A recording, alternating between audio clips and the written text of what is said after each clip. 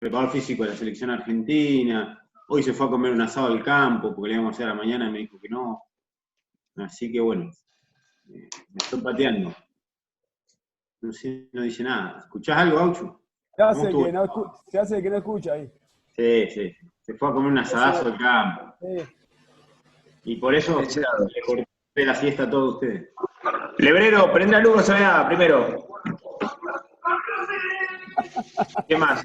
Acá tenemos, no sé si lo conocen, a Ramiro Severio, un profe amigo de pila. Rubiecito, que se parece a Andrea Armendari. Aparece como Ramiro. Muy buena gente la de pila, ¿eh? Sí, buena gente, pero comida nada, nunca asado nada. Pero hoy hay materia prima para hacer unas carnes asadas. Aparte, puede dar soles. Hola. Garrel, Jorgito. ¿Cómo andás, Tito? Muy bien. No, tranquilo.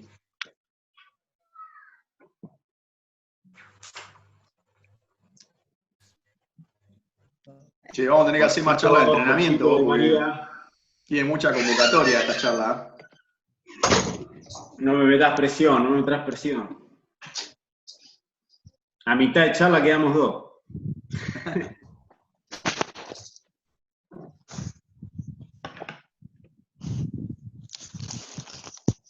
Bueno, Germán, cuando vos me digas, yo arranco. Si querés quedar un rato más. ¿No? Y fíjate ahí si tenés algunos más para aceptar, yo creo que ya somos un montón. Ya podríamos ir a y 5 arrancamos, ¿crees? Y 1. Bueno, vos entraste tarde.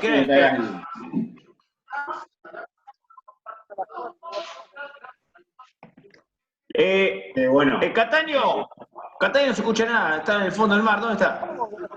No dale más. Se escucha, está lejos. Germán, vos estás grabando. Bueno, los silencio a todos. Así no rompen más. No, cualquier cosa, cualquiera que quiera preguntar algo, se habilita el micrófono y me interrumpe y me pregunta, no hay problema. La charla surgió de una invitación de Gaucho, de Martín Bona. Me dio a elegir un tema y yo elegí HIIT, ya que creo que es un tema que puedo ir desde donde yo laburo, que es el deporte de endurance, a los deportes de equipo, que es donde ustedes más trabajan. Vamos a ver si lo logro, ¿no? Mientras hablo estoy admitiendo algunos más, y lo que voy a hacer es voy a compartir pantalla, porque me parece interesante esto de a medida que voy hablando, ir apoyándolo con imágenes, para que se entienda más y sea más atractivo. Digamos.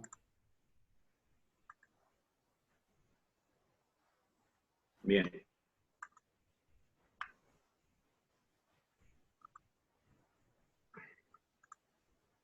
Bien, como les decía, el tema HIIT, o High Intensity Interval Training, que es entrenamiento de alta intensidad, intervalado de alta intensidad.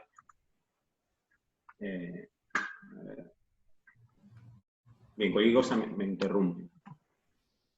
Y lo que primero propongo es pensar una pregunta, ¿bien? A mí la primera pregunta que se me ocurrió cuando escuché el término HIIT es si era algo nuevo, si era algo que ya conocíamos y que cambiaba en algo, o no. Con el tiempo me lo fui respondiendo, y las últimas publicaciones que hay de HIIT son de 2014 para acá.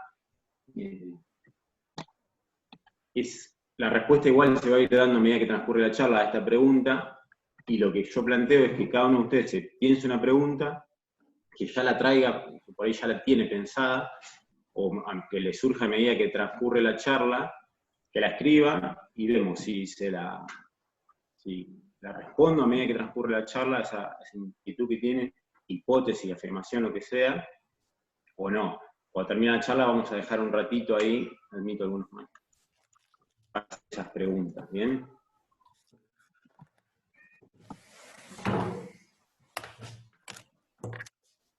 Se me acaba de tirar la computadora, esperen. Ahí va. Bien, los primeros métodos, los métodos más utilizados que hay en esto del entrenamiento y el mejoramiento de la resistencia, yo vi, como les decía, de la resistencia a los deportes de equipo, voy a ver si lo puedo lograr. Si no, después me dicen, mira, fue una porquería la charla y no lograste nada. Pero bueno, el entrenamiento de resistencia o de endurance es donde yo me enfoqué y me he especializado. He trabajado en deporte de equipo, con lo cual por ahí puedo ir hilvanando eso y llegarle más a ustedes que trabajan la mayoría en deporte de equipo. Los métodos más utilizados fueron los continuos, métodos que pueden ser a intensidades estables, medias, bajas, altas, a incrementales o intensidades crecientes, Fallner. Después tenemos las repeticiones, que pueden ser intensidades bajas, repeticiones largas, repeticiones cortas. Después tenemos los interválicos o intervalados, que ahí es donde se englobarían el HIIT, ¿bien? High Intensity Interval Training, y el intermitente, que algunos autores también al intermitente lo mechan dentro del HIIT, ¿bien? E incluso acá tenemos la habilidad de repetir sprint, que algunos autores, también vamos a ir viendo a lo largo de la charla, lo meten dentro del HIIT. Y después tenemos métodos de simulacros de competición o deporte de equipo, lo que sería un juego reducido. Tarda un montón en pasar la diapositiva, ¿sí? A ver si salgo con pantalla.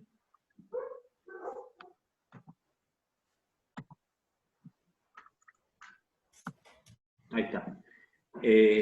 Para empezar a meternos en lo que es la intensidad y poder organizar metodológicamente los entrenamientos de acuerdo a las diferentes intensidades, lo que está bueno es tomar este modelo de Seiler, que es un modelo trifásico de 3 fases, en donde tenemos la fase 1, que es toda una fase que está por debajo del primer umbral ventilatorio o umbral láctico. Es una fase de intensidades, para que tengan una idea, de recuperación, de endurance, de larga duración. Fíjense que tenemos un 50% de V2 máximo, y acá en el primer umbral estaremos en un 60%. Después tenemos una fase 2, que es la que está entre umbrales, entre el primer umbral ventilatorio y el segundo es el que coincide con el famoso umbral láctico, ¿bien? Umbral de lactato, también asociado al máximo estado estable de lactato. Entre el umbral láctico y el V2 máximo está la fase 3, la zona roja, que es la fase de alta intensidad, ¿bien? En donde ahí aparecen los ejercicios intervalados o de HIIT. ¿Por qué? El HIIT, uno de los principales objetivos que tiene, el intervalado, es poder trabajar en intensidad alta. Vamos a referirnos a la intensidad del 100% del V2 máximo como máxima, y las intensidades que están por encima del V2 máximo como supramáximas, ¿bien? Entonces, con el tema de los intervalos, lo que logramos es tratar de acumular mucho tiempo, vamos a ver cuánto ahora más adelante, en intensidades máximas o supramáximas, intervalando la carga con periodos de recuperación, ¿bien? Completas o completas, serían recuperación incompleta, pueden ser las famosas micropausas, y las macropausas, recuperaciones completas. De esa forma, haciéndolo intervalado, el atleta puede sostener más tiempo trabajando a intensidades que si lo quisiera hacer de forma continua, no podría. Y acá, ahí encontré cómo pasar las diapositivas más rápido. Lo que yo le agregué en esta diapositiva, la hice para esta charla, ¿y por qué? Pensando un poco en los deportes de equipo a intensidades supramáximas, yo le agregué una fase 4, ¿bien? Teníamos, vuelvo un poquito a lo que es el modelo trifásico, la fase 1, y intensidades asociadas a la recuperación y de muy bajo impacto en cuanto a carga de entrenamiento, limitadas por el primer umbral ventilatorio o primer umbral láctico, bien, en el cual el tiempo de trabajo acá son horas, y si queremos lo podemos asociar a los Ironman, a los triatlones de larga duración, a una maratón. Son ejercicios de larga duración y relativamente baja intensidad. Después tenemos la fase 2, y yo le puse endurance porque es la fase en la cual transcurren esos deportes de larga duración, siempre por debajo del umbral láctico. ¿Y qué pasa por encima del umbral láctico? Yo puse esta flecha de HIIT, porque de aquí para arriba es donde empiezan los trabajos de HIIT, genuinamente hablando. Y es la fase 3, una fase de inestabilidad metabólica, en la cual, como sabrán ustedes, hay cosas que estoy diciendo que ya la debe saber la mayoría, pero vamos a hacer un repaso. En esta fase, la producción, por ejemplo, de lactato supera la remoción, con lo cual el tiempo trabajando por sobre el umbral en esta fase tiene un límite bastante corto, ¿bien? Si el atleta quisiera sostenerse trabajando en estas intensidades por mucho tiempo, no podría. A medida que nos acercamos al VO2 máximo, a la velocidad del VO2 máximo, se reduce ese tiempo. Y ese tiempo en la velocidad del VO2 máximo se reduce a 5, 8 minutos solamente. 8 minutos como mucho, una guasada, un atleta muy calificado podría estar 8 minutos en esta intensidad. Con lo cual, si queremos generar en cargas de entrenamiento tan cortas adaptaciones cardiovasculares y metabólicas, con solo 5 o 8 minutos, sería un tiempo escaso. Y ahí está la causa de por qué se hace de forma intervalada para prolongar este tiempo de trabajo de 5 o 8 minutos y llevarlo a mínimo 10, dicen algunos autores, 15, 16, 20, 25 minutos como mucho, en trabajos en estas intensidades. ¿Bien? La fase 4, yo la pongo acá porque el modelo anterior como que nos dejaba rengos para lo que son intensidades relacionadas con lo glucolítico, ¿bien? Con intensidades supramáximas. Acuérdense de máximo, velocidad de VO2 máximo, y supramáximo, todo lo que está por encima de esa velocidad. Para lo cual algunos autores, a este rango que va desde la velocidad de VO2 máximo hasta la máxima velocidad que puede desarrollar el atleta, hasta un sprint máximo de 6 segundos, a ese rango lo denominan reserva de velocidad anaeróbica, ¿bien? Que va a diferir de un atleta a otro, básicamente por dos cuestiones. Por la diferencia en la velocidad del VO2 máximo puede ser una, y otra puede ser que dos atletas, por más que tengan la misma velocidad del VO2 máximo, teniendo diferentes velocidades máximas de velocidad de desplazamiento, tengan una reserva de velocidad anaeróbica diferente. Uno va a tener más que otro. Bien, ahora vamos a ver un poco más de eso. Tenemos dentro de la zona HIIT intervalos largos que van de 1 a 4 minutos, que ahora vamos a ver, y que están dentro de la fase 3, todavía sin haber pasado al VO2 máximo. Ahí si son intervalos de 1 minuto, pueden estar por encima, 1 minuto y medio, 2 minutos del VO2 máximo. Y si se acorta, si seguimos trabajando a mayor intensidad, vamos a encontrar intervalos cortos, menores a 1 minuto, entrenamiento intermitente, que ustedes utilizan bastante en deporte de equipo, que son esfuerzos de menos de 1 minuto con recuperaciones, una relación de densidad de 1 a 1 o 1, 1 y medio, ¿bien? Y tenemos también el Repeat Sprint Training, que es un método de entrenamiento que se basa en hacer repeticiones e intervalos de hasta 10 segundos a máxima intensidad, con recuperaciones de 1 minuto como mucho. Y el Sprint Interval Training, o sea, entrenamiento intervalado de velocidad de sprint, que son cargas de 30 a 45 segundos bien glucolíticas con recuperaciones largas, de 3-4 minutos. Abajo lo que yo puse es el tiempo límite según cada uno de estos hitos fisiológicos, que son interesantes determinarlos, y ahora vamos a ver cómo los podemos determinar para el atleta, para después, metodológicamente, ir separando las diferentes cargas de entrenamiento, según los hitos, y esto lo puedo seguir fraccionando. Nosotros con los atletas nuestros acá establecemos 8 o 9 zonas para trabajar según cada uno de los hitos fisiológicos que terminamos con diferentes test, y después podemos dar más en el blanco con cada uno de los trabajos que queremos realizar. Bueno, y en relación a esos hitos fisiológicos, lo que yo pongo acá es el tiempo límite que podría estar el atleta en estas intensidades. Bien, la intensidad está abajo, ahí como ven, 60%, 70, 85%, siempre tomando como el 100% de la intensidad a la velocidad asociada al VO2 máximo, 120%, 140%, acá ya es más difícil establecer qué porcentaje de velocidad sería, porque estos son intensidades máximas, o LAUs se denominan, ¿bien?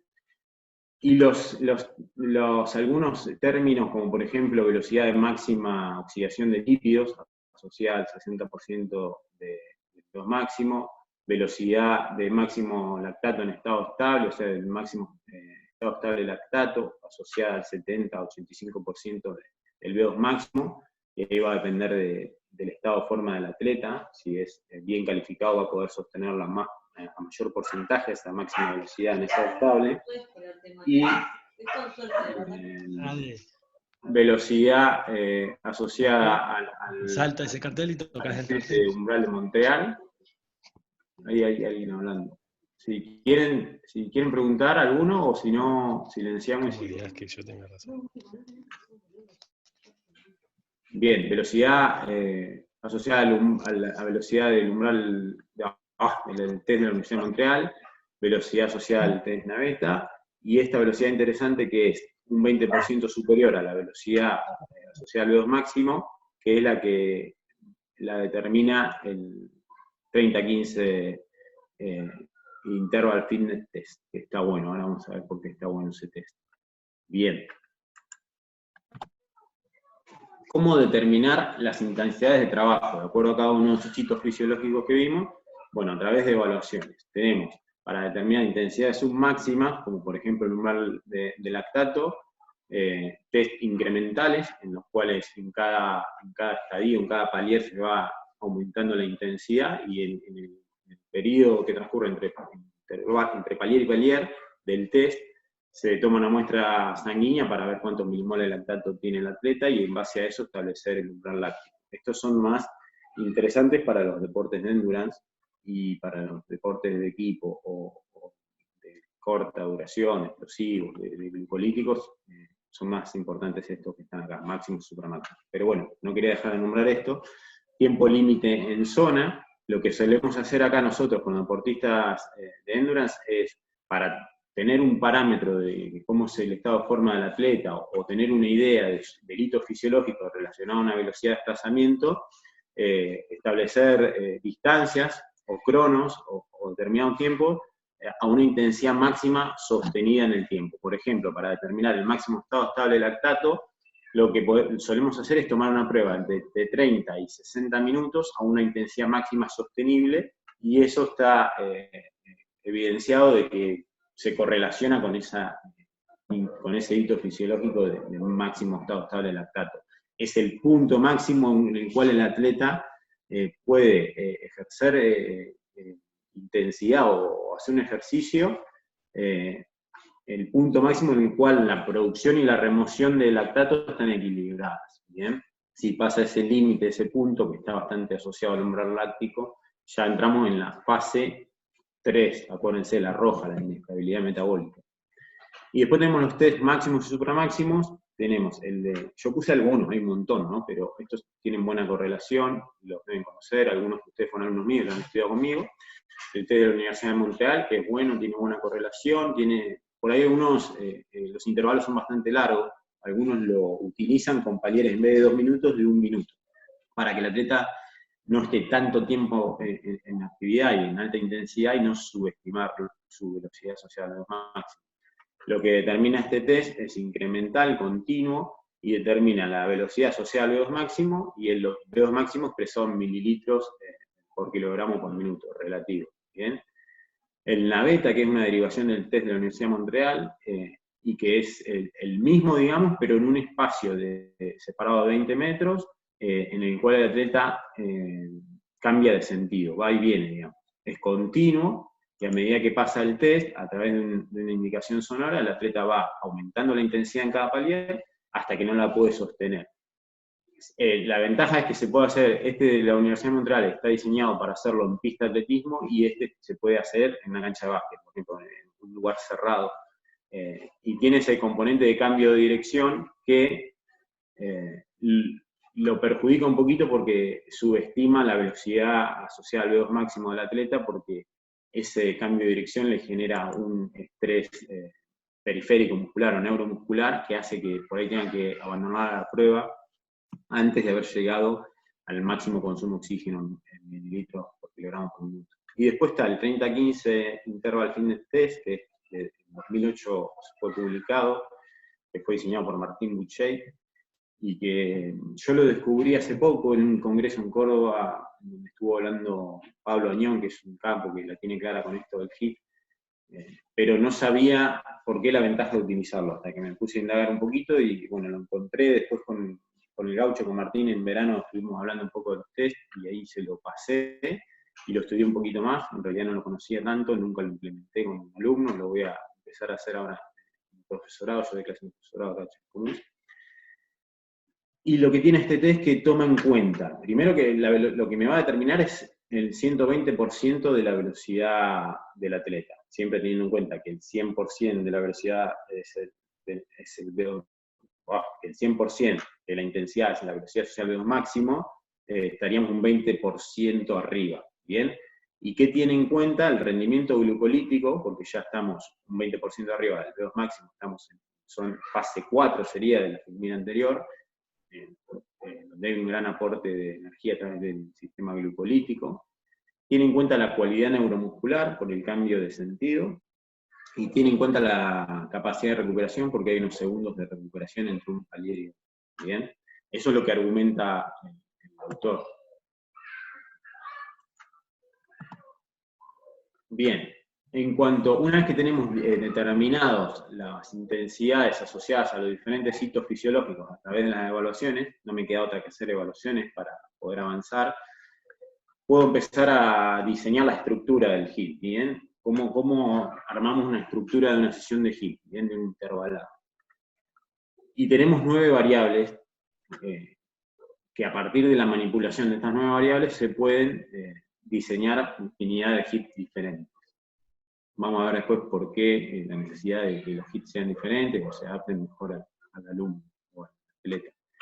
Tenemos acondicionamiento previo, que es muy importante, aunque no parezca a veces, les voy a mostrar en la filmina por qué, cómo va a ser ese acondicionamiento previo y cómo quiero que el atleta comience la serie, comience los intervalos, cómo quiero que esté fisiológicamente el atleta. No es lo mismo que esté sentado en una silla y que de repente se ponga a hacer intervalos, o que ya haya logrado determinado consumo de oxígeno, determinada intensidad para empezar a hacer los intervalos.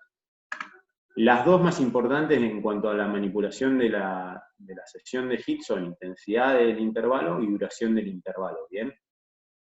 Intensidad del intervalo, porque es con la que voy a decidir en relación a los hitos fisiológicos, dónde quiero que transcurra la intensidad de la sesión, la intencionalidad de la carga, digamos, y la duración del intervalo, que va de la mano, me va a ayudar a que ese volumen objetivo que yo tengo para estar a intensidades máximas o supramáximas se pueda dar, ¿bien?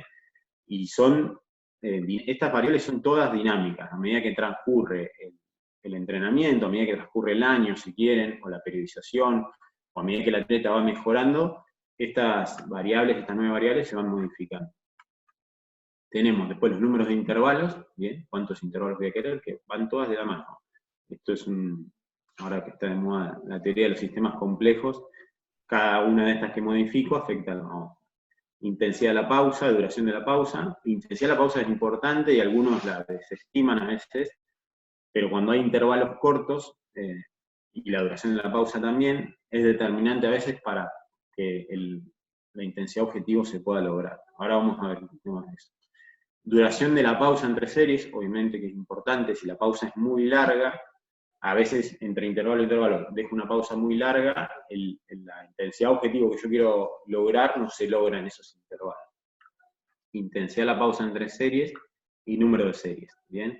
Que el número de series va a estar asociado al volumen que yo quiero lograr trabajar. Bien. Intensidad y duración del intervalo, para empezar a meternos adentro de lo que sería el HIIT. Tenemos el HIIT largo, denominado HIIT largo, que va de 1 a 4 minutos, y que está asociado a trabajos bien en el blanco o bien encima del hito de VO2 máximo, bien encima de la potencia o la intensidad o la velocidad asociada al VO2 máximo. ¿Bien? Esos serían intervalos largos, intervalos que van de 4 a 1 minuto. Ya si el intervalo es más largo, me arrimo mucho al tiempo límite que el atleta puede sostener a esas intensidades. Entonces deja de ser un intervalado y se acerca más a un continuo. El intervalado corto, que va de 10 segundos a 1 minuto, y que está asociado a intensidades supramáximas, ¿bien? Que están sobre el VO2 máximo, la potencia asociada al VO2 máximo, la velocidad asociada al VO2 máximo, para arriba, ¿bien? En la fase 4, en el modelo ese de 4 fases que yo le mostré. Y después tenemos intervalos que ya van por encima del 120%, que ya están más relacionados a la velocidad y a lo glucolítico, ¿bien? Y que pueden entrar dentro del modelo de Repeat Sprint Training de Buchheit y Lausen, que está bueno, que ahora lo vamos a ver, y que tiene que ver con intervalos de 7 a 10 segundos con pausas de 1 minuto. Eso es lo que ellos proponen, está bueno y tiene que ver con la capacidad del atleta de repetir sprint. El porcentaje al cual se desarrolla yo lo pongo con signo de pregunta porque ya a esas intensidades es difícil determinar el porcentaje de velocidad de desplazamiento. Son 7-10 segundos asociados a los fosfágenos, sabemos que se hace a máxima all out, a máxima intensidad posible. Y después tenemos el sprint interval training, ¿bien? Que es la velocidad, el entrenamiento de la velocidad asociada al entrenamiento del sistema glucolítico, puramente glucolítico. 30 segundos all out a máxima intensidad, lo mismo acá con signo de pregunta, pongo lo que ellos plantean, que es el porcentaje relacionado a la velocidad de VO2 máximo, porque si son 30 segundos a tope, no podemos controlarlo por porcentaje, sino que hay que decirle al atleta que lo haga al máximo de sus posibilidades, con pausas de 4 minutos. Esto es medio asesino, ¿bien? Es como ir al infierno hacer esto. Se pueden hacer 1, 2, 3, 4 de estas repeticiones en una sesión, pero tiene que ser un atleta muy calificado o un entrenamiento muy específico para alguien que trabaja o que compite en estas intensidades. ¿Bien? Y acá tenemos esta imagen de Buchet y Larsen, que son los que plantean esta organización metodológica del HIIT, que está buena, con intervalos largos, como veíamos, de 1 a 4 minutos, asociados a la velocidad de VO2 máximo, ¿bien? O un poquito por debajo, digamos que iría entre el 95, 90, 95% del VO2 máximo al 105% del VO2 máximo. Intervalos de 1 a 4 minutos. Después tenemos los intervalos cortos, menores a 1 minuto, bien, de 1 segundo a 1 minuto, que son intensidades relacionadas al 100, 120% del VO2 máximo. Acá tenemos donde estaría la velocidad del test 30-15 Interval Fitness Test, que es el 120% del VO2 máximo, y por eso este test tiene en cuenta lo glucolítico, y bueno, es hasta donde llegarían los intervalos cortos. Ya después, si el intervalo es más corto, estaríamos entrenando la capacidad del atleta de repetir sprint, y seguimos subiendo acá en el porcentaje de velocidad de desplazamiento, y el sprint interval training, que es a tope durante 30 segundos. Esto está bueno, esta organización metodológica está buena. ¿Qué pasa? Esto está bueno acá. ¿Qué pasa? Empezamos a ver en esa orientación funcional y en ese objetivo de trabajar el VO2 máximo, ¿qué pasa con la duración de los intervalos? ¿Bien? Y acá se tiene en cuenta la cinética del VO2 máximo. En intervalos largos y cortos, hay una pregunta que a mí no me gusta mucho, que es, ¿qué es mejor, intervalos cortos o largos? Y depende del atleta, de la orientación funcional de la carga, de la intensidad de la carga, ¿bien? En intervalos largos y en cortos también, el VO2 máximo tarda un tiempo en llegar a su máximo, ¿bien?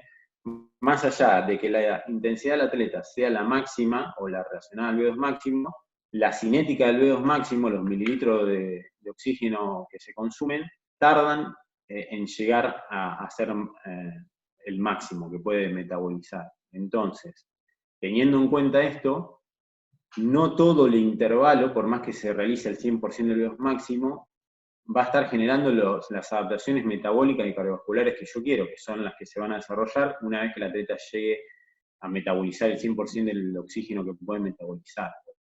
Con lo cual, es importante, acá es cuando yo les hablaba del acondicionamiento previo, en los primeros intervalos tarda más tiempo en llegar al máximo el VO2, en los otros, dependiendo de la intensidad de la pausa y de la duración de la pausa, va a tardar más o menos. Si la pausa es muy larga, va a volver a pasar esto que pasa en el primer intervalo.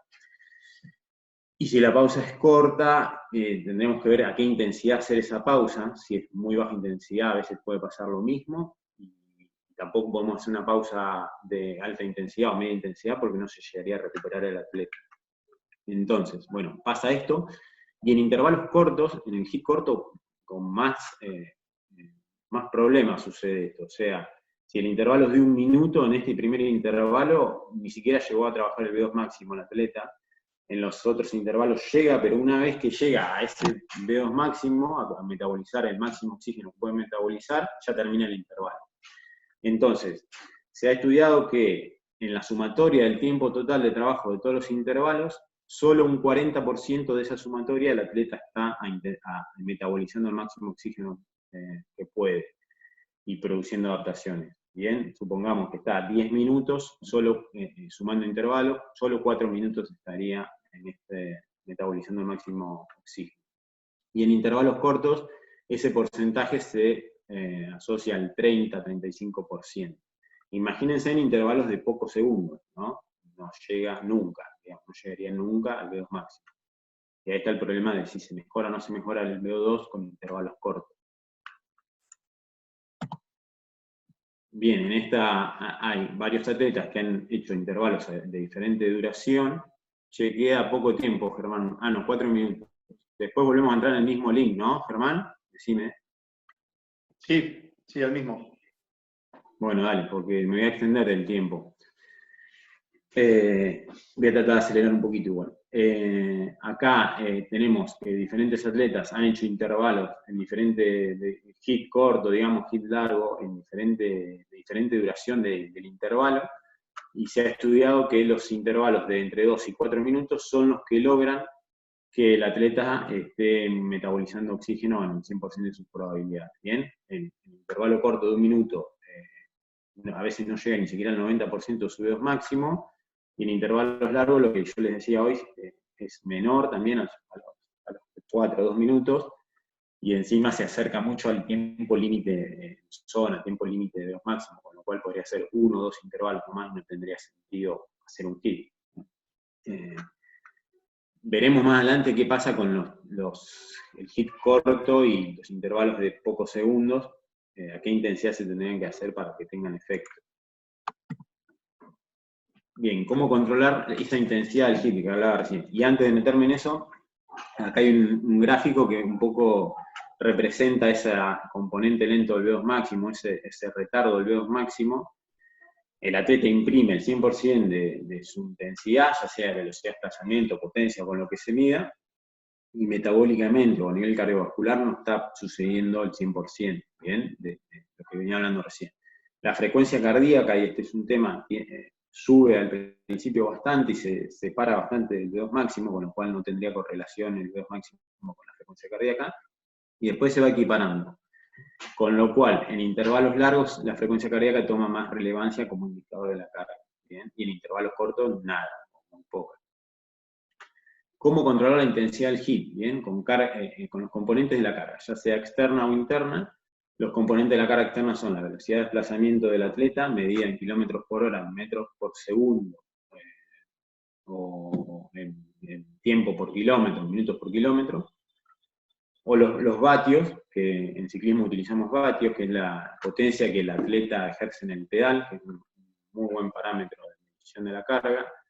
Y en el running se está empezando a utilizar vatios también. En el running nosotros utilizamos la velocidad de desplazamiento, medida en minutos por kilómetro, pero ¿qué pasa con el trail running? En disciplinas que hacen que el atleta imprime intensidad, pero esa velocidad de desplazamiento de él no se correlaciona con eso, como por ejemplo en una trepada, que es lo que pasa en ciclismo, ahí tiene más relevancia los vatios. ¿Bien?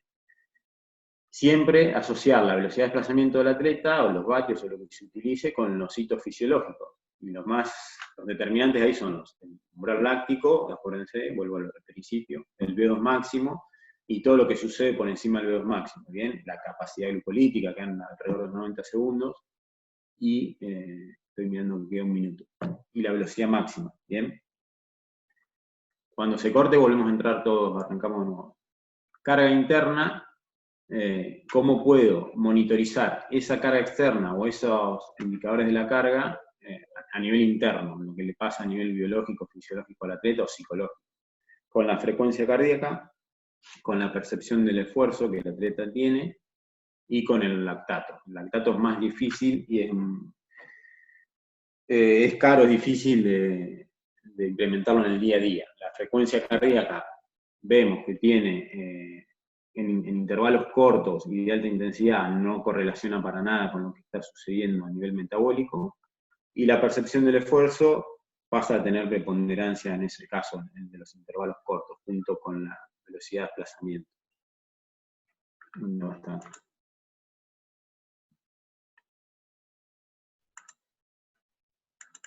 Bien, vuelvo a la última diapositiva, a la última filmina. Término viejo, filmina.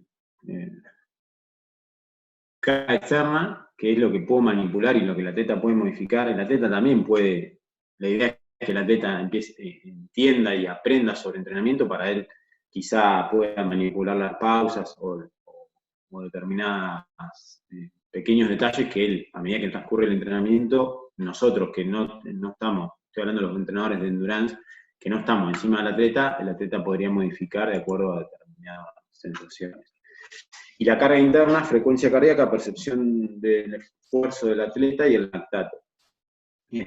Nosotros acá en percepción del esfuerzo la tenemos un poco más fácil que los de equipo, ¿no? El atleta de ustedes, el alumno de ustedes de equipo está haciendo el intervalado, el hit, el intermitente, pensando en irse a jugar al fútbol, a jugar, a estar con la pelota, a estar con el palo y la bocha, en el deporte que sea.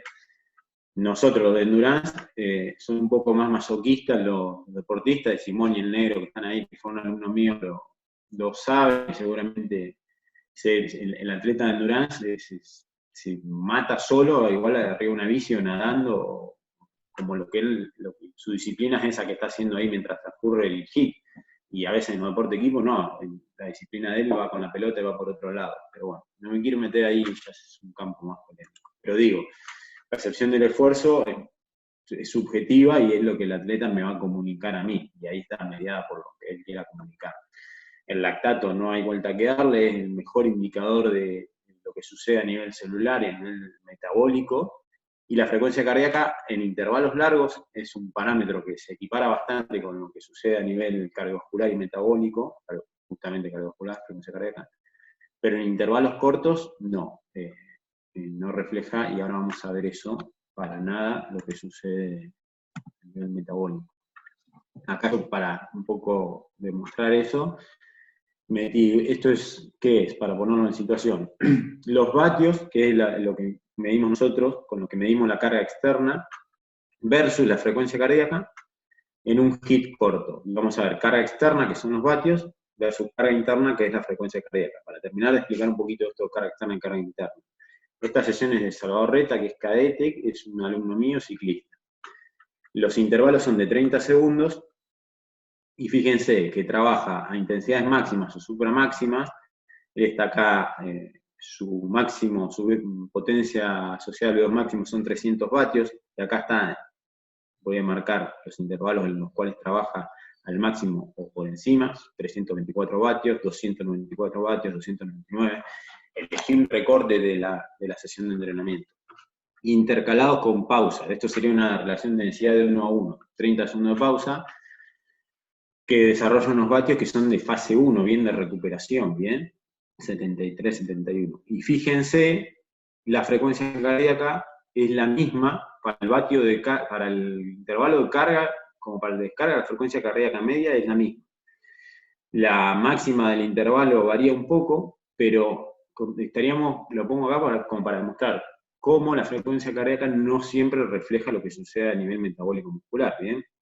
Entonces, si esta sesión de entrenamiento la controlaríamos por frecuencia cardíaca como indicador de la carga, estaríamos sin poder controlarla, digamos, 150 y 152. O sea, no sería un indicador.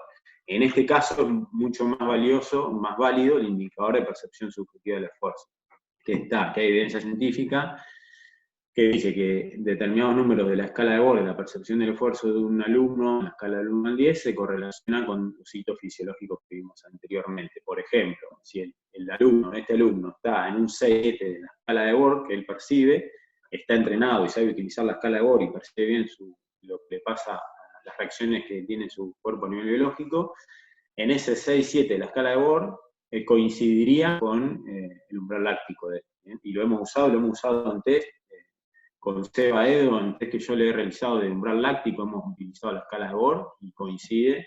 Cuanto más nivel, más calificado es el atleta, mayor coincidencia tiene de lo que él percibe con lo que pasa a nivel fisiológico o biológico. Acá en la misma carga, graficada acá podemos ver en amarillo los vatios que él desarrolla en cada intervalo, y vemos cómo la frecuencia cardíaca se denomina drift cardiovascular, va retrasada con relación a lo que sucede a nivel metabólico muscular, o con relación a la carga externa en vatios. Bien, para cuando la frecuencia cardíaca llegó al tope en el intervalo, ya terminó el intervalo. Y lo mismo sucede en intervalos un poco más largos, estos son un poco más largos. ¿Bien? ¿Y qué vamos a ver de esta sesión? En el resumen de la sesión, y acá termino de aclarar esto, acá nosotros tenemos todas las zonas de intensidades de trabajo del atleta, las 9 zonas, relacionadas a hitos fisiológicos y es una organización metodológica, digamos. Zonas en vatios son estas, ¿bien? Esto indica vatios. Vamos a ver que en la sesión esta, en intensidades de V2 máximo, el objetivo de la sesión era trabajar el V2 máximo, estuvo 4 minutos 17 trabajando estas intensidades. Esta sesión fue un hit, digamos, intervalado, con intervalos cortos de 30 segundos y de 1 minuto también. Y también acumuló tiempo trabajando en la zona 7 o glucolítica, ¿bien? Super máxima. Otros 4 minutos 36, acá tenemos 8 minutos, más 2 minutos 24 por encima del umbral. Estos 3 que leí, los 2 minutos 24, que es zona 5, zona 6, 4 minutos 17, y zona 7, transcurren en fase 3, en el modelo trifásico que vimos, y fase 4 en la glucolítica, supramáxima. Vemos, en verde acá, cómo acumuló tiempo trabajando en la intensidad objetivo, ¿bien? Cuando lo vemos en vatios, está bárbaro, salió bastante bien. ¿Qué pasa cuando vamos a la frecuencia cardíaca en la misma sesión?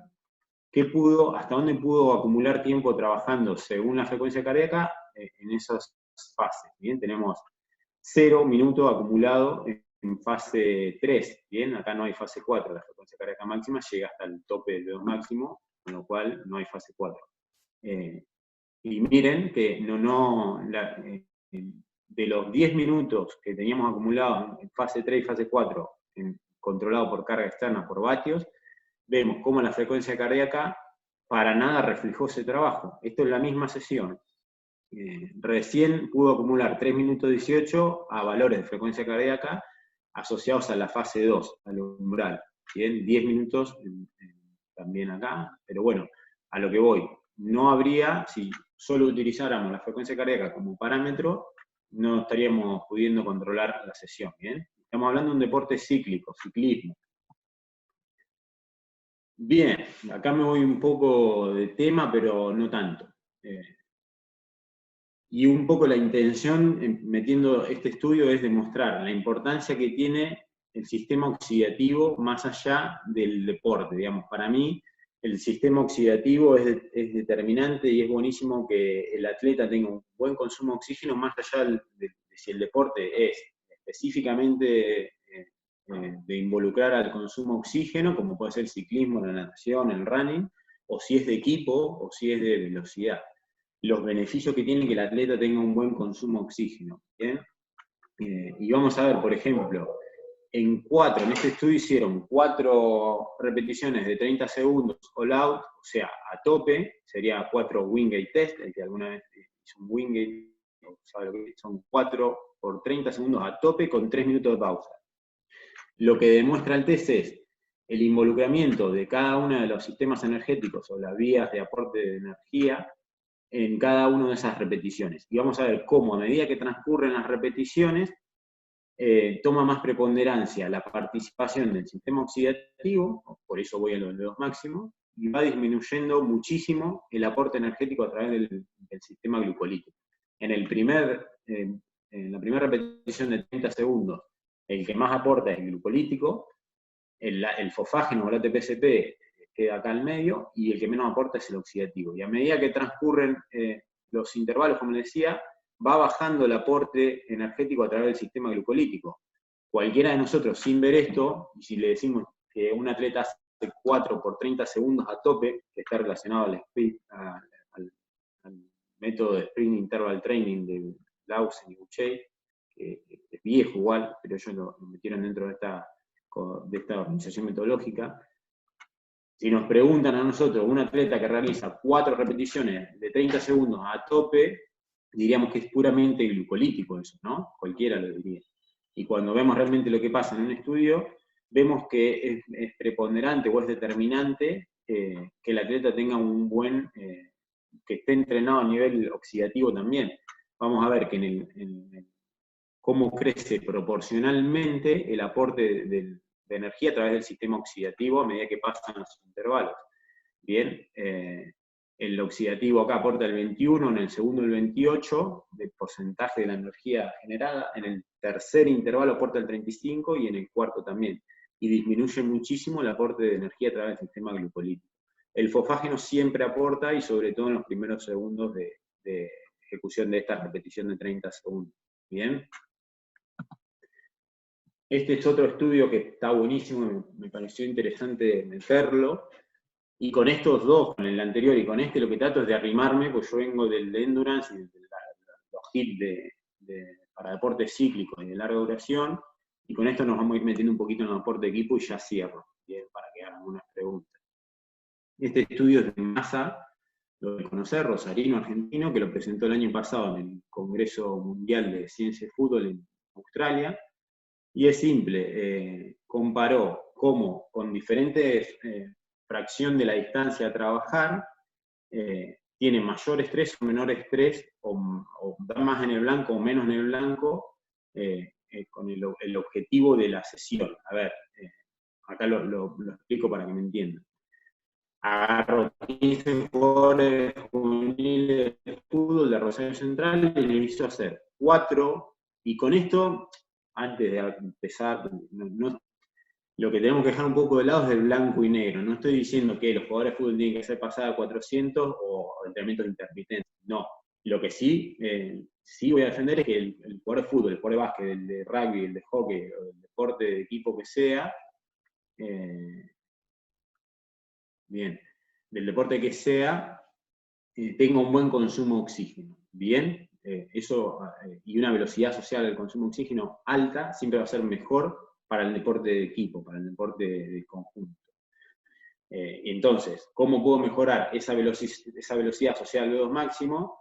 Trabajando en pretemporada, trabajando lejos de los periodos de trabajo específicos, con intervalos más largos. Él comparó 8, el mismo trabajo lo hicieron los 15 jugadores hicieron los 2 trabajos, separados por varios días de recuperación. 8 intervalos, que sería un hit largo de 400 metros, a 4,5 metros por segundo de intensidad, con 1 minuto de pausa, completando en total 3.200 metros de volumen de trabajo. Con 8, lo comparó con los mismos jugadores realizando 8 series de 6 repeticiones de esta distancia, que le da un 15 segundos por 15 segundos, un típico intermitente, ¿no? Con una relación de densidad de 1 a 1, a la misma velocidad de desplazamiento y completando la misma distancia. Y registraron frecuencia cardíaca y lactato en los intervalos 2, 4, 6 y 8. ¿Y qué obtuvieron? Bueno, el tiempo del intervalo, 1 minuto 28 para cubrir los 400 metros aproximadamente por cada atleta, y en el 6 de 15 por 15 trabajan 1 minuto 30, bien. Tomó lactato en los dos, y las medias de las tomas de lactato le dan, en el intervalo largo, 4,5 milimoles de lactato, y en el intermitente le da 1,28. Cualquiera diría que en un 15 por 15, con el tema de parar y arrancar, y de recuperar esa velocidad que el atleta tiene que desarrollar los 15 segundos, generaría un estrés metabólico muscular mayor que en un intervalo largo. Bueno, evidentemente no está pasando eso, pasaría eso, porque el lactato es un indicador directo de lo que sucede a nivel metabólico muscular. O sea que este trabajo de 15 por 15 para mejorar VO2 máximo nos quedaría corto. Incluso a nivel cardiovascular o a nivel cardiopulmonar central, lo que sería a nivel central, tampoco se da eso. O sea que este trabajo supera al intermitente 15 por 15, ya sea a nivel metabólico muscular y a nivel cardiovascular central. La frecuencia cardíaca es 182, las medias medidas, y acá 151. Bien. Y acá lo tenemos graficado, las tomas de lactato en el intervalado largo, en el hit largo y en el intermitente corto. Bien. ¿Qué pasaría para poder, para que tenga más efecto el intermitente? Tendría que ser más largo el intervalo o con recuperaciones más cortas, y ir llevándolo a generar mayor estrés. la conclusión del estudio es que se observa un claro estrés metabólico celular y cardiovascular más elevado con fracciones más largas que con fracciones cortas. Es un poco para meternos con el HIIT y los deportes de equipo. Bien, ¿qué pasa con las sesiones? Y algunos le llaman protocolos, para mí no son protocolos, porque protocolos son muchísimos pasos, es algo mucho más minucioso. Pero ¿qué pasa con las sesiones estandarizadas? Ahora volvemos a los deportes de equipo. Y que me dicen en determinados papers, en determinados estudios, que son ideales, que han dado grandes resultados, ¿bien? Y a esto me voy a meter un poquito en cómo y tiene que ver con lo que preguntaba Germán, gestionar ese HIIT. Y a lo que voy es, si yo leo un paper que dice que Seiler comprobó que con un HIIT o una sesión de 6 por 4 minutos a X intensidad logró mejoras sustanciales de VO2 máximo, con eso no quiero decir que yo agarre esa sesión como está ahí y la implemente tal cual dice, ¿no? Porque a veces con estos protocolos o sesiones estandarizadas que vienen de los papers, que vienen de estudios científicos, se cae en el error de pensar que porque a él le dio ese resultado en la muestra de población de deportistas que tomó, yo aplicando eso en cada uno de mis atletas, en todo momento voy a obtener los mismos resultados. Y a lo que voy es que hay que generar, acá vamos al deporte de equipo, hay otros ejemplos, en básquet y en fútbol, de sesiones típicas, estandarizadas, que le dieron grandes resultados a estos investigadores. ¿Y qué quiere decir? A lo que voy con esto es para lograr beneficios y para aplicar bien un HIIT, una sesión de intervalos, lo ideal es que tenga una progresión, y ahí es cuando nos tenemos que empezar a meter en la individualidad, ¿bien? No para todos los sujetos la misma progresión del intervalado o de HIIT va a dar los mismos resultados, ¿bien?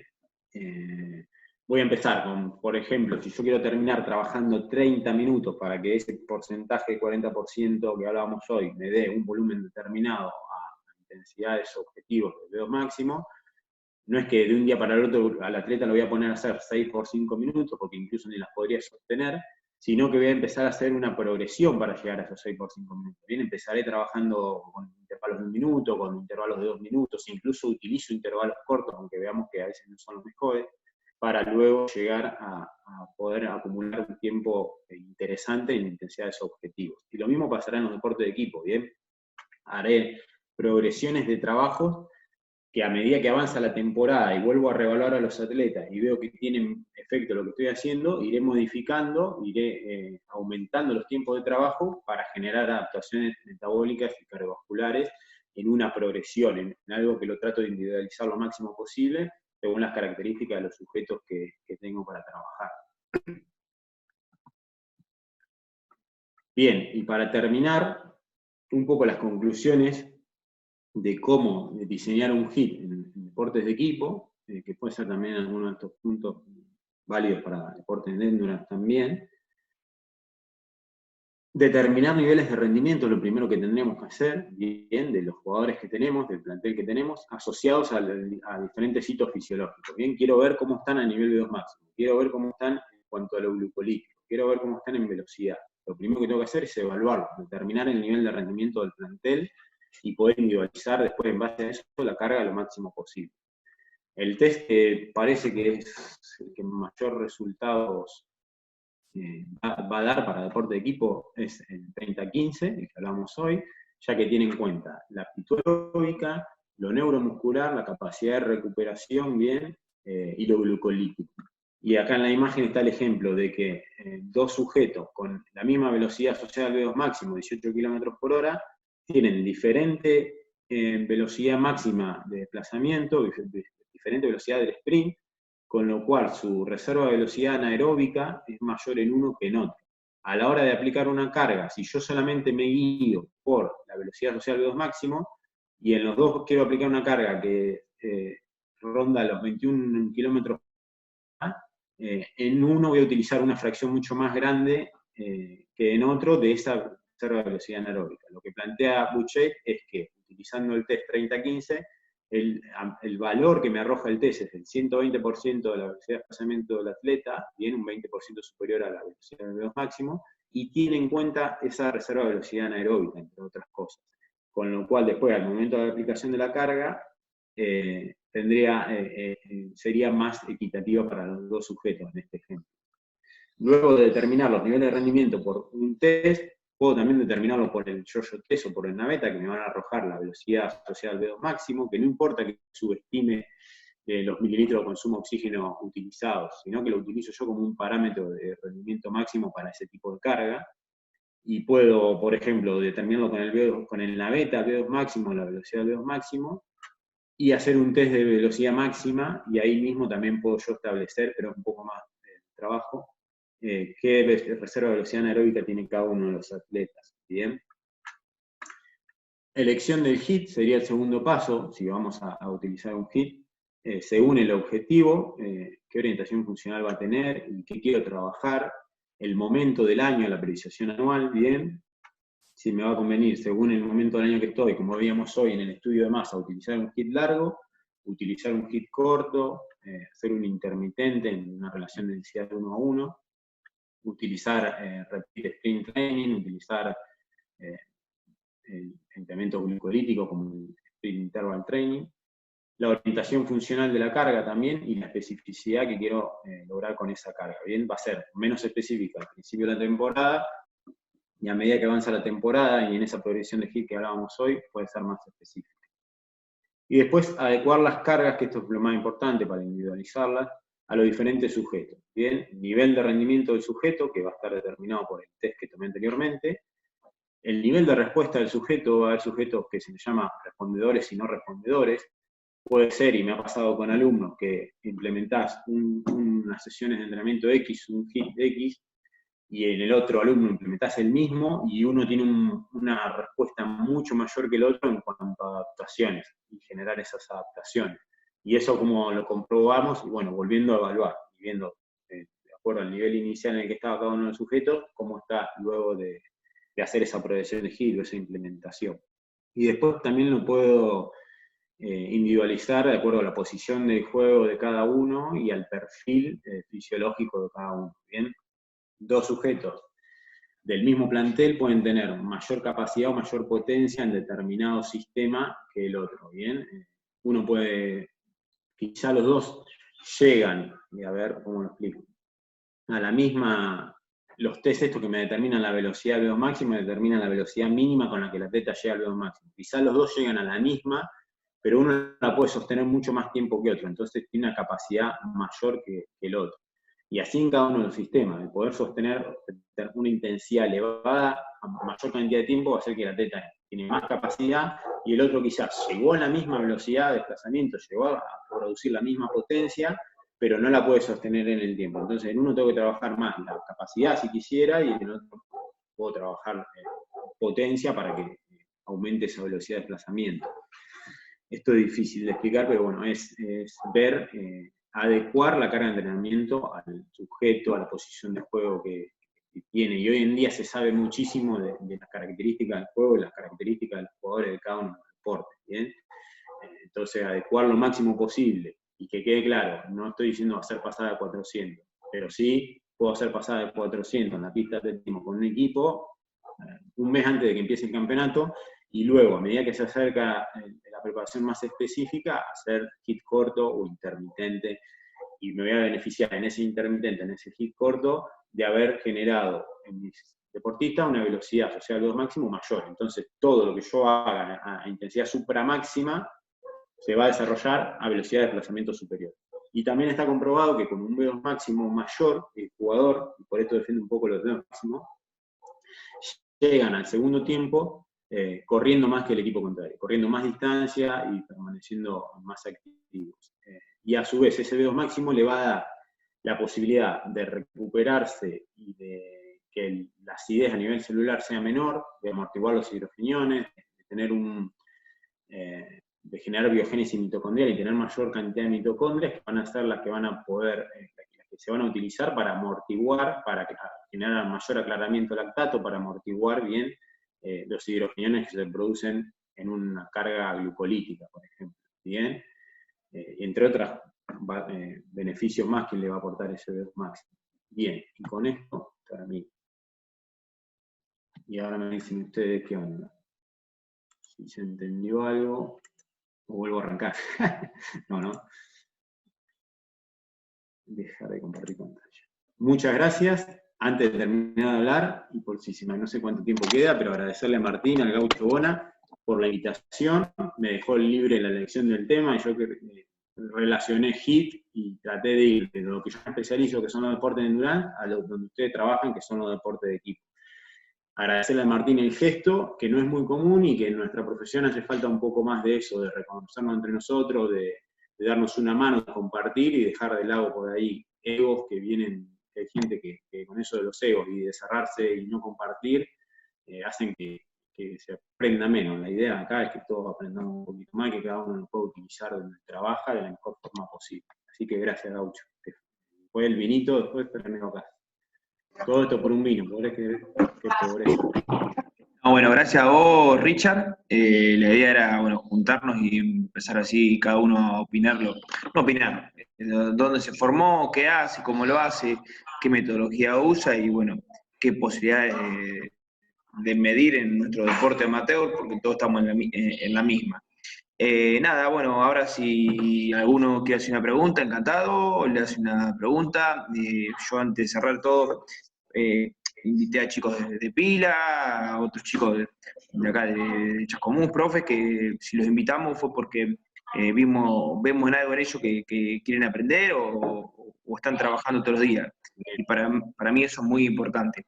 Por ahí nosotros ya particularmente estamos de vuelta en el tema de la formación y por ahí vos, Richard, también, digamos, ya recorrimos un largo camino.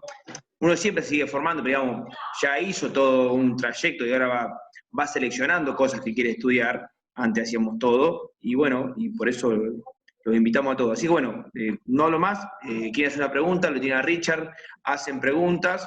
Yo para empezar mi primera pregunta, no utilizamos la percepción del esfuerzo en deportes de equipo, y lo último que he estudiado ahora o estoy leyendo es muy importante, más a nuestro nivel amateur. Sí, ahí Entonces, Richard. La percepción del esfuerzo y lo que lo que plantea por ahí Seiler, lo plantea es, yo lo utilicé cuando laburé en hockey, en esto de que hemos hecho de todo, yo también hice de todo, y ahora gracias a Dios me puedo especializar más en lo que me gusta y estoy más enfocado en el deporte de endurance. Creo que cuanto más nos enfocamos en algo, esto va para todos, mejor podemos aprender de todo. Entonces, en esto de la percepción del esfuerzo, lo que se plantea y está bueno es que el atleta pueda hacer la mejor intensidad posible para cada uno de los intervalos que tienen por delante. Bien, yo tengo 10 intervalos de 15 segundos, tengo que tener en cuenta que son 10 y como atleta tendría que poder dar lo mejor en cada uno de esos 15 intervalos, la mejor intensidad sostenible en cada uno de los intervalos. Y está bueno y utilizarla cuando tenemos cambio de dirección o cuando no podemos medir la velocidad de desplazamiento del sujeto por velocidad, ¿bien? Por distancia y tiempo. Entonces, sí decirle, tenés que hacer X cantidad de intervalos de tanto tiempo y tratar de generar el máximo ritmo para cada uno de esos intervalos. El problema de la velocidad de la percepción subjetiva del esfuerzo es que cuando llegamos a 10, ¿qué pasa, no? Por encima de los 10, porque en nuestro caso nosotros usamos, el 10 coincide con el V2 máximo. O sea, para hacer algo supramáximo de 10 segundos o de 30 segundos, seguiría siendo 10. Entonces, dejamos de lado la escala del 1 al 10 y utilizamos esto que te digo. El mejor ritmo sostenible para cada uno de los intervalos. No sé si te respondo. Habría que hacer una escala de Borg de 20 puntos y listo. Y hay de 20, pero también lo que pasa es que las dos desarrolladas, la de 1 al 10 y la de 1 al 20, tienen que ver con un límite máximo, el V2 máximo. Esto lo desarrollaron así, uno puede inventar su propia escala de Borg si quiere, pero este concepto de mayor ritmo sostenible para cada intervalo está bueno, porque el atleta se conoce y sabe cuánto puede dar teniendo en cuenta lo que viene por delante. Te hago una consulta. A ver si se entiende la pregunta, porque bueno, es algo que me pasó en otro club, trabajábamos con esto. ¿Qué importancia tiene el tema de las distancias recorridas? Si, por ejemplo, en un equipo cada jugador va a recorrer distintas distancias, no sé, ahora, por ejemplo, en el deporte, en el básquet profesional, se estudia cuántos metros recorre un jugador en un partido. Ahora, a la hora de planificar el entrenamiento, le damos la misma distancia a recorrer, no importa la distancia en cuanto al tiempo y recuperación, o para cada jugador podemos determinar la distancia que tiene que correr y la intensidad en la que tiene que correr. Está buena la pregunta, y está bueno que hoy en día hay mucho más acceso a esos conocimientos. Tengo que tener en cuenta la distancia recorrida y a qué intensidad se recorren esas distancias. Y ahí poder asociarlo a los hitos fisiológicos que hablaba yo anteriormente. Si el atleta tiene X velocidad desarrollada en el 30-15 o X velocidad desarrollada en la beta, después tengo que tratar de investigar, si puedo, lo saco del deporte elite, que ya está en el match análisis, que está en el fútbol, no sé si en el básquet está ya determinado, ya está estudiado, hay otra gente que lo estudió con el tema de los GPS, ver cuántos metros recorre a esas intensidades y tratar de simular, y esto tiene que ver con la especificidad de las cargas, esos metros recorridos, y generalmente se les suele sumar un 10-20%, pero por ejemplo, a ver, para ser claro, si a vos, Germán, te da que un basquetbolista recorre 1 kilómetro a la velocidad asociada al VO2 máximo, ¿bien? A 5 metros sobre segundo, por ejemplo, después tengo que ver si fraccionando esa distancia y bajándole esas intensidades, yo puedo meter más. Si puedo meter más, mejor, porque voy a generar mayores adaptaciones metabólicas y cardiovasculares, ¿bien? Con lo cual después en el partido, esa distancia a él se le va a representar más fácil, se le va a achicar. ¿Me explico a lo que voy? Sí, está bueno utilizar esto. La otra vez estuve en un seminario donde estuvo Gustavo Metral, que te lo comenté, Gaucho, a vos, que labura en el Inter de Miami, es un monstruo, y explicó bastante cómo laburan con esto de las aceleraciones, desaceleraciones, y hoy en día miden todo con esto de los GPS para los deportes de conjunto, un gran avance, genial. Lo que podemos hacer es, no tenemos el GPS, bueno, saquemos información de ellos que lo tienen y tratemos de llevarlo acá a lo que tenemos nosotros, que estamos con Pico y Pala en el club. Más o menos te respondí, Germán, si no, igual, decime. Si no, te entendí perfecto. Por ahí es un tema largo después, también. Bueno, hay que ver, hay mucho para analizar, sí, pero bueno. Claro.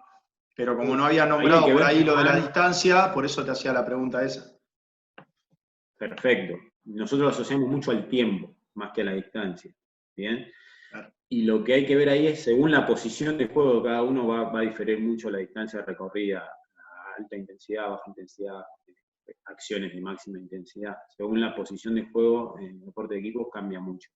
Lo que sí proponen algunos es trabajar con espacios reducidos, o juego en espacios reducidos, que tienen, por ejemplo, en básquet, te lo comento porque vos sos del básquet, en nivel nacional, era un estudio que demostraba que con los juegos reducidos, en un juego reducido de 8 minutos, los basquetbolistas habían estado 5 minutos y medio en intensidad de VO2 máximo, y vuelvo a los VO2 máximo, que es muy importante, aunque a veces se lo subestime, y pensamos que porque el deporte es intermitente tenemos que hacer todo intermitente y supramáximo, y nos olvidamos que el VO2 máximo, intensidades de VO2 máximo, representan muchísimo a la hora del juego.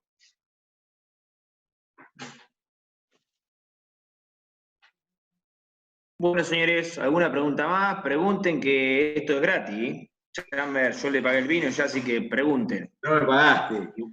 ¿Cómo que no? Pero es que en la puerta de tu casa. No sé, ¿alguna pregunta más? Y si no, nos vamos despidiendo, como ustedes quieran, y bueno, más adelante haremos algún otro tema que nos interese, o después me mandan a mí por privado.